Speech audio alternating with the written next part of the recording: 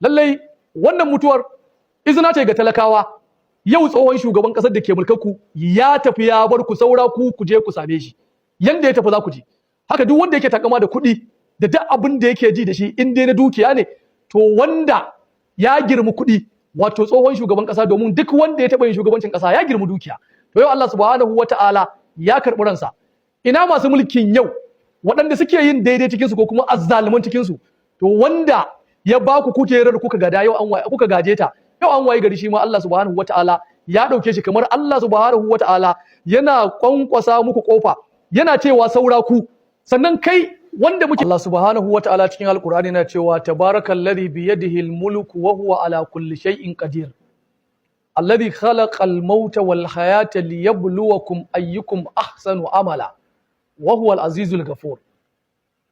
Wannan sura mai albarka Allah subhanahu wata'ala ya bude ta da albarkatunsa sun yawaita.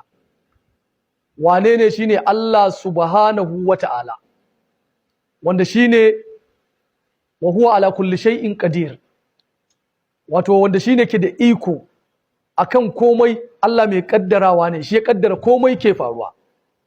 A gaba sai Allah subhanahu wata'ala ya ce allazi khalaqal mauta wal hayata liyabluwakum ayyukum ahsanu amala.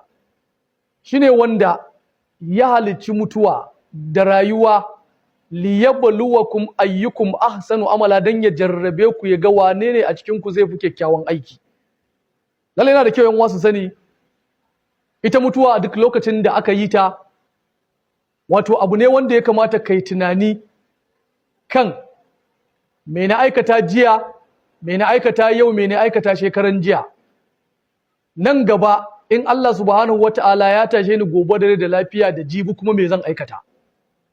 Saboda haka ita mutuwa izina ce, mutuwa wa'azi ne. Dukkanin mutumin da mutuwa bata yi masa wa'azi ba, to har abada babu ayar alqur'ani ko hadisin annabi sallallahu alaihi wasallam wanda zai yi masa wa'azi. Lalle kamar yadda muka sani a yau wannan rana ta Lahadi, wanda muna 13 ga wannan wata na Al-Muharram, rana ce wadda muka tashi ko in ce muka wuni da jin labari wanda yake ba mai daɗi ba a kunnuwanmu na mutuwar tsohon shugaban ƙasa Muhammadu Buhari, wanda duka har yanzu lissafi a ƙididdiga wato yana ƙasa da shekara 2 da rabi daga sauka daga kan kujerar shugabancin wannan ƙasa Najeriya. Na farko abinda zan mika kai tsaye ko in ce zan yi magana akai kai tsaye shine abinda ya shafi ta'aziyya ga iyalansa, ga 'yan uwa, ga dangi ga baki ɗaya, ga kuma al'ummar musulmi na wannan ƙasa, ga al'ummar musulmi na arewacin Najeriya duka. Domin wannan rashi ne na mu duka, domin rashi ne wanda wato ko da yaushe idan aka ce yau ga wani babba ya rasu, wato wani lokacin al'umma ba sa gane amfanin wannan babban ko da ya musu ba daidai ba lokacin da yake raye, sai bayan an ce baya nan.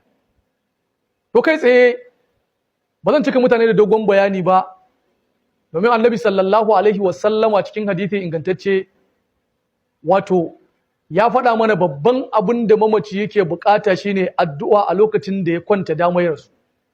To lallai da wannan muke bin umarni na annabi sallallahu alaihi wasallam, muke mika ta'aziyyar mu da fatan Allah subhanahu wata'ala ya ji kan Muhammadu Buhari, ya gafarta masa, ya kyautata makwancinsa, ya sanya nan ko in ce can tafunan. Abinda zan faɗa a karo na biyu ko na uku a dangane da mutuwar tsohon shugaban ƙasa Muhammadu Buhari shine na ga ɗan uwa malami ko in ce matashin malami daga cikin matasan malamai, Malam Abu Unaisa, wanda ya kafa sanarwar cewa dan Allah yana roƙa wa Buhari cewa dukkanin musulmi su yafe masa dangane da abun da duk wanda yau ba daidai ba yafe masa. To ko shakka babu, ni ba zan roƙi kowa in ce yafe wa Buhari ba, amma Allah saka wa Malam Imam da alkhairi wanda yayi wancan roƙo. Amma ni ba wanda zan roƙa, sai dai abin da zan yi kira ga mutane shine mutane su sani a duk lokacin da mutum dan uwanka musulmi sai ya rasu, sai ka nema masa gafara, wannan ibada kai, domin Annabi sallallahu alaihi wasallam ya umarni da haka. cewa ku nema wa dan uwanku gafara. Abu na gaba, idan ka nema wa mutum gafara kuma ka yafe masa dangane da abun da ya maka na ba daidai ba, wanda dan kar na manta ni tsakanina da shugaban kasa ko tsohon shugaban kasa Buhari, in akwai wani abu wanda ya mun ni ba kai da kake saurare na ba, ni na yafe. Domin ita yafiya a koda yaushe mutane yana da kyau su gane tana da wani abu guda daya.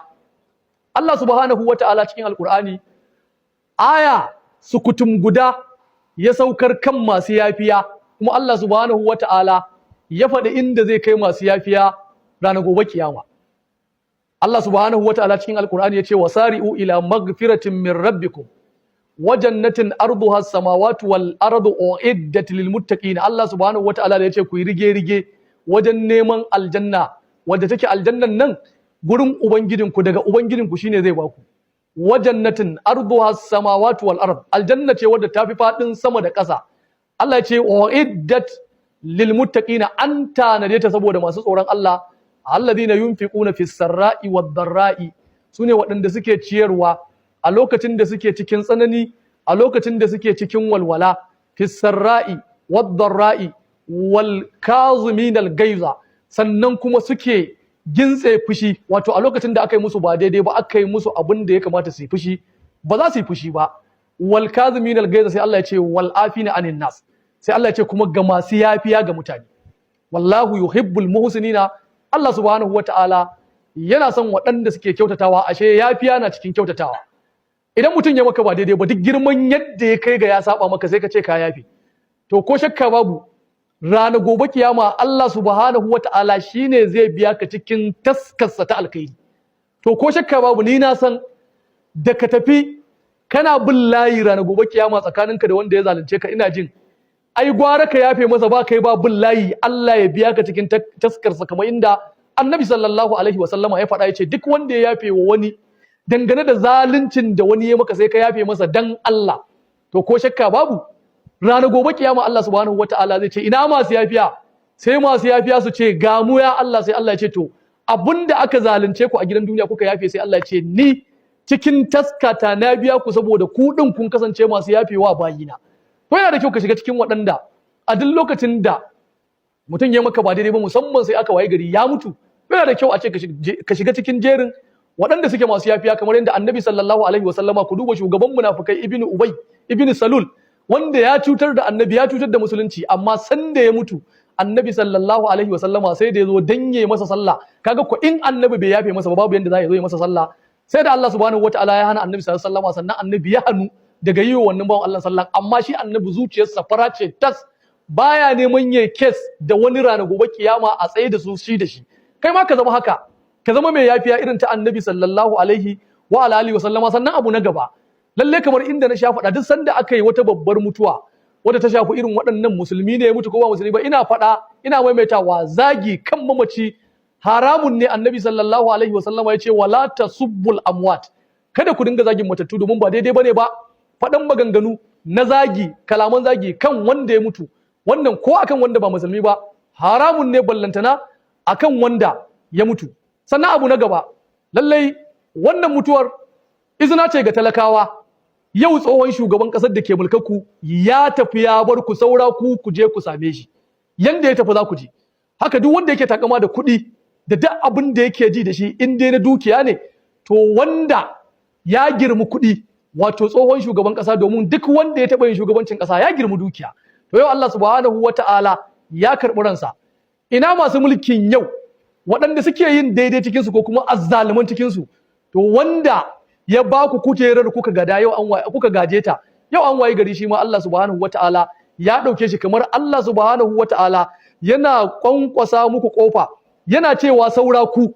Sannan kai wanda muke ta kiranka da ka yafe, ko kuma in ce wanda ya yafe din, wato kar waɗanda suke azzalumai cikin masu zaluntar mutane su yi tsammanin cewa bara mu zalunci mu kwashi kuɗin jama'a, ai in mun mutu yafe mana ake. To bara ku ji yadda dawar garin take.